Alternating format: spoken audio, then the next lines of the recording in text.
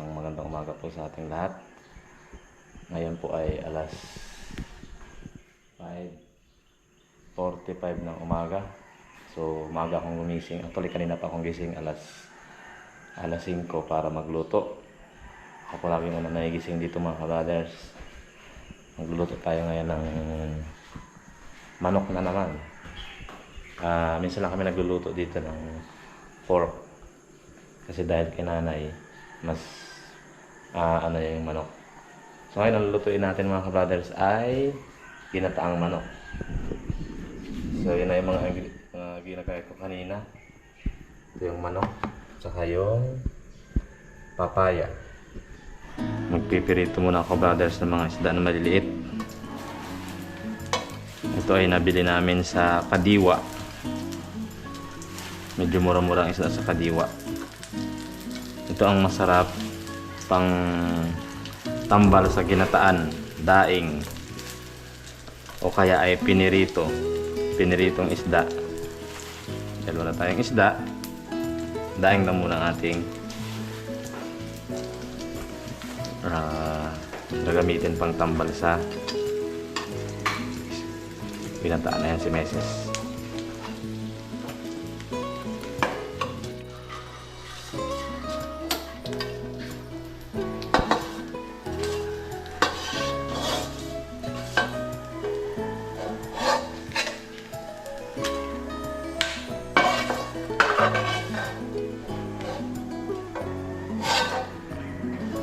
Okay, ito na yung ating piniritong daing para sa mats sa ginataang manok.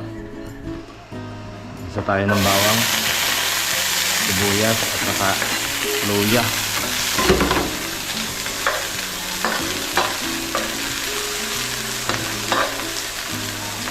Saka lagay natin itong pakpak ng manok, chicken wings. Ito mga kabrothers ay nilamas ko sa asin para mas malasa.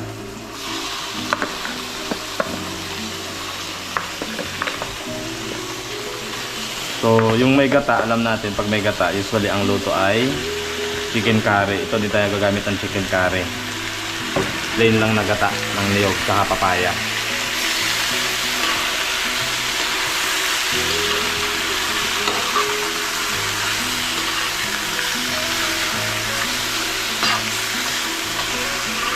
Tangkotsahin lang natin yung ating manok para mas maging tender siya.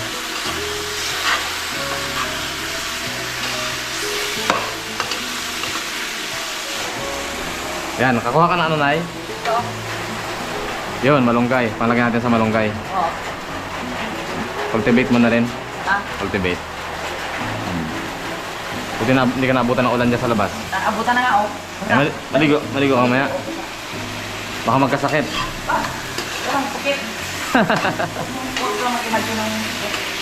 Tama. Mag-imagine mo yung sabutin mo araw-araw. Yun. Always positive. Oo, positive. Kinanay ay may laging positive mindset.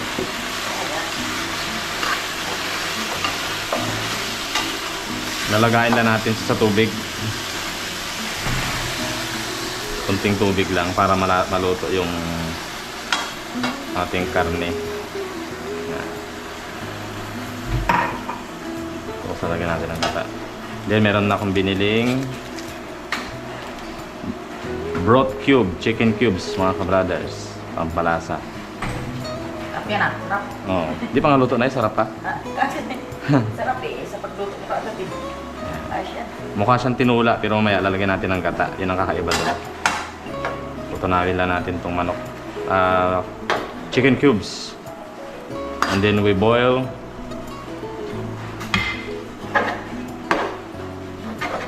Sama natin sa paglata.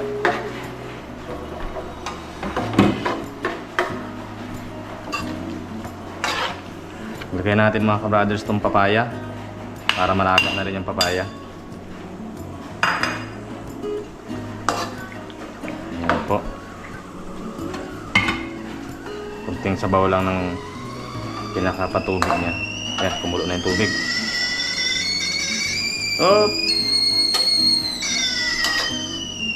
So pakuluin lang natin to Pag kumulo mamaya-maya, lalagyan natin ng gata at saka dahon ng malunggay. Yun lang mga ka-brothers. Ganun lang kasimple. Lalagyan din natin mga ka-brothers ng konting patis. Pampalasa rin po ito. Gising na ang bibi. Saka natin hahaluin. Kumukulo na yung ating manok. Nilaga. Yan. Parang ganun rin siya ang proseso ng paglaga nung para rin tayo ng tinulang manok mga ka-brothers. Ang pagkakaiba lang nito ay meron siyang gata. Nagmumura na si sasalita na si Ray Ray. Lagay na natin yung ating ginataan kakang gata mga ka-brothers. Kakang gata ng niyog. Ayan, oh. Ito ay good na for tinulang manok. Pero dahil meron tayong gata, papalaputin pa natin yung ating sabaw. Yan. Para siyang chicken curry. Pero walang curry yan mga ka-brothers. Malapot na gata ng niyog. So, pwede rin po lagyan natin ito ng yung sa iba, option ng iba, lagyan ng turmeric. Bubudburan po natin ng paminta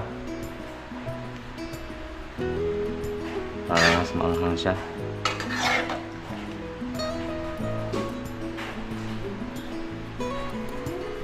Okay. Ang bango. Ang bango na niya. Mabango na yung ating niluluto.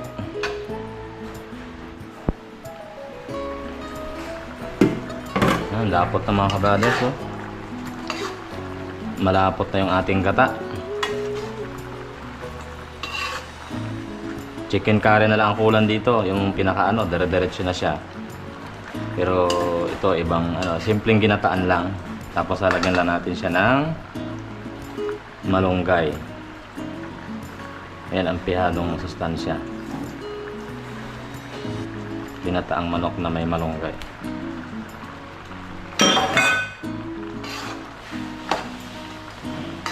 Sa umagahan. Naglagay pala ako ng siling haba. Siling pangsigang na haba.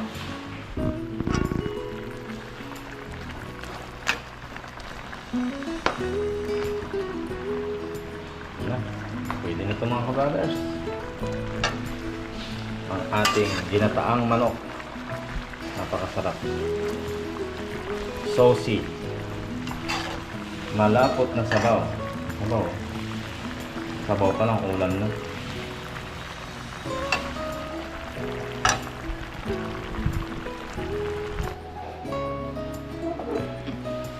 Lagyan na natin sa bowl yung ating ginataan habang mainit-init pa.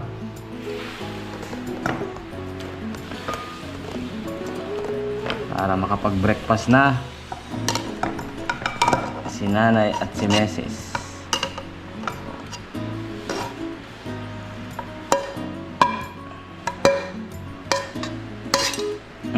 Yun. Yan na ang ating umagahan, ginataang manok. At saka itong daing, parang biya, pinirito, lagyan lang ng suka. Mats na mats yan sila.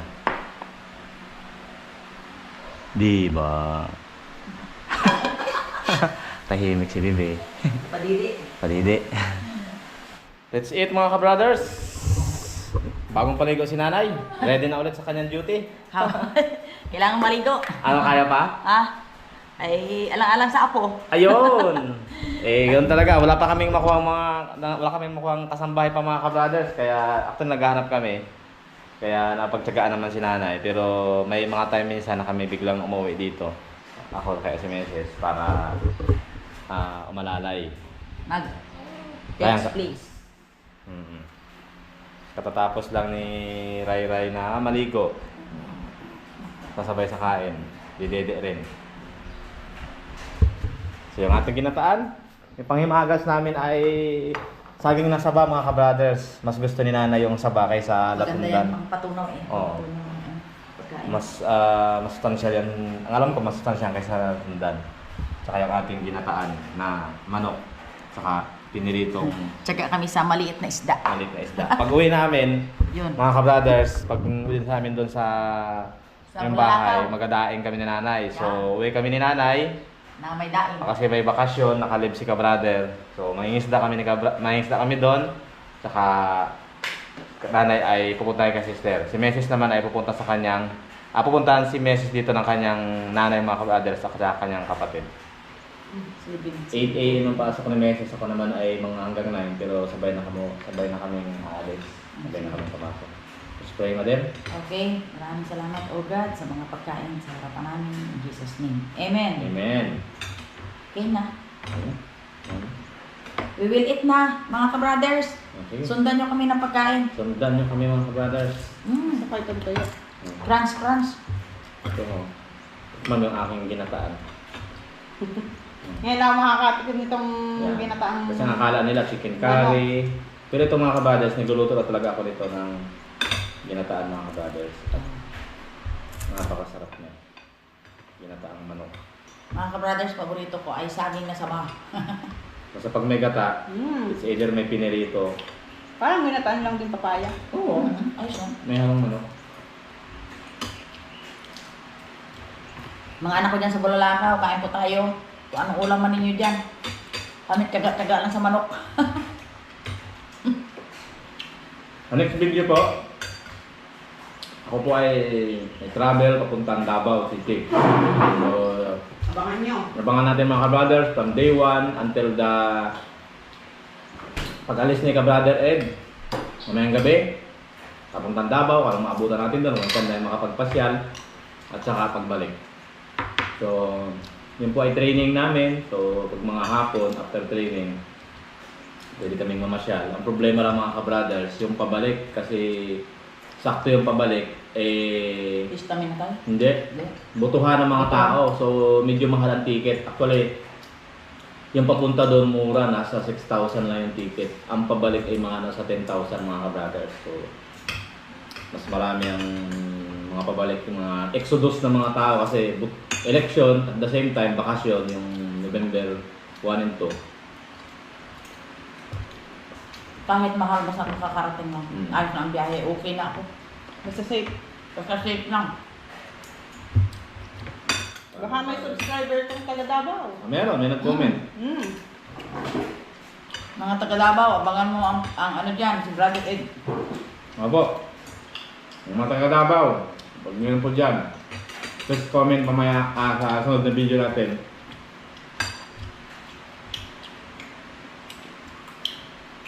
Ha? Makakang ba? Baka nabili mo yan, Ed. Hindi ko alam. Nabili ka, hindi ko alam. Hindi. Iba ka talaga. Nakalimutan ko na eh. Ako lahat ng binibili ko kahit kaunting ko, alam ko yan. Sa isip ko na yan. Kahit hindi na maglista. Hindi ko na alam. Basta kasi sa budget. Ang bawa niya halagang 100. Basta kung anong magkasya sa 100, yun lang bibilhin ko. Hindi ako yung halimbawa per kilo. Tulad ngayon, bigyan tayo ng allowance ni Brother Ed. Pagkasahin natin yan hanggang sa Balaw. Gayon ako magbili. Basta kung ano lang ang magkasya sa 100, yun lang. Pag may tamban, ang sarap niya. Tamban. Ano mo yun? Ano sa inyo? Pilas. Gampilas? Mm. Ito sariwa lang. Bago paksyon ulit natin. Kung ilang linggo, maubos na. Yung lumahan, parang 3 araw. Pinapartneran lang ng iba't ibang gulay. So, ganun po kami walang dito, mga ka-brothers. Kahit ito, simple lang siya. Hindi kami basta-basta nagtatapon ng ulam hanggat maaari. Gusto namin i-maximize yung ulam. Tangit yung tinatapon mo ang grasya na binigay Ang sa'yo. budget. Bebe, tulog na. Oh, tiro ko niya. Kailangan sa duwi, may suportang gatas ulit yan. Kulang yung gatas niya.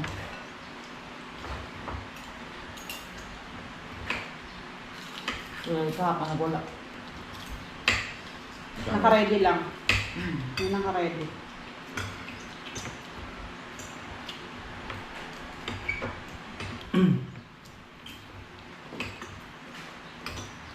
Mga gabi. Alas 8 ang alis ko. Alas 8 ang alis ko dito sa bahay. Sakay ako ng barko. Alas 9, alas 10. Travel papuntang Bindia. Pitex. Bindia. Ano Oo. yung Pitex? Terminal na. Okay. Bindia mga 12 or 1. Doon ako matulog siguro sa terminal. Bindia. Hindi. Sa? Naya terminal. Tama. Safety ka doon. Kasi alas 8 ang flight ko eh. Hindi ka bumalik. Pagka umaga, ano ka na? Nang Kahit bumili na. ng pagkain. Kaso sa airport, mahal ang pagkain doon. Hindi ka agad sa pala bumili ka kaagad. Yung sa airport, pagpasok mo, mahal na yung pagkain. Pag doon ka na pagpasok pa sa isang another scanning pa, doon sa mismong departure area na, doon, mas mahal pa doon. At pag sa aeroplano na, mas mahal. May pagkain sa aeroplano? Meron. Yung Sarap. halos times 3 minsan yung presyo. Siyempre, ikaw pa naman, pag maghanap ka ng pagkain sa aeroplano, wala kang mabibilhan din doon. Siguro ang 20 dito sa ating tubig, doon sa Stina. Ayan yan. Yung kwenta. Mga ganun, papunta akong Palawan. At First time ko sumakay ng aeroplano ng kabalit, punta akong Palawan. Bumili lang ako ng ng tawag lang, chips, parang ganun. Gusto ko lang ma-experience, gusto ko lang matikman. Baka iba ang lasa ng sa aeroplano eh. Iba nga ang lasa. Kasi habang nagatikim ka, ganun-ganun ka. Yung tubig, tikman mo rin kung iba. amoy aeroplano. Pag hindi ka sanay doon na. Hinana, hindi pa nakasakay ng aeroplano mga kabrothers. Ayaw kong mag-experience magsakay sa aeroplano. Pero pag may time, nga ba, punta Palawan, eh, sakay tayo sa aeroplano. Travel. Yan. Tawag mo. Break ko lang yung anak ha.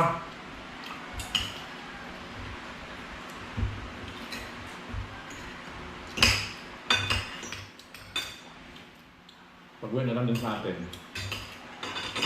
May isda tayo na eh. Nabutan mo pa kaya ako. Mag-aabot tayo doon. Tapos pag isda, dali natin din yung mga isda. Nabutan mo kaya ako. Dahil Mercury ako umaga dito alas. Mercury. Uno. Yeah. Ha? Gagawin ko sa baba. Siguro. Uwas ka sa mga ano doon. Mga tulogan mo. Lusan. Bumumbis na ako. You only have 30 minutes. Oo nga! Sorry. Hindi ko na... Ano? Baka malik. Babay ka muna. Anong wallet? Babay na. Babay na. Hindi na ako nawalayan ng oras. 10 minutes Baka na malik lang. na si, Kinesis. Ako, sinabi ako sa Pilo, sabay kami naalis. So, abangan nyo po. Next video. Mag-travel ng ka-brother at going to Palawan. See you there, mga Palawan. Davao. Babaw. Davao, mga brothers. So, from day 1, day 2, day 3, day 4, day 5, hanggang pagbalik natin. Babay ka na tayo. Mga ka-brother, sarap ang aming pagkain pero babay na po kami kasi may kanya-kanya kaming Nakal. lakad, may Duty. kanya kaming duty. Kaya thanks for watching na lang po. Sarap.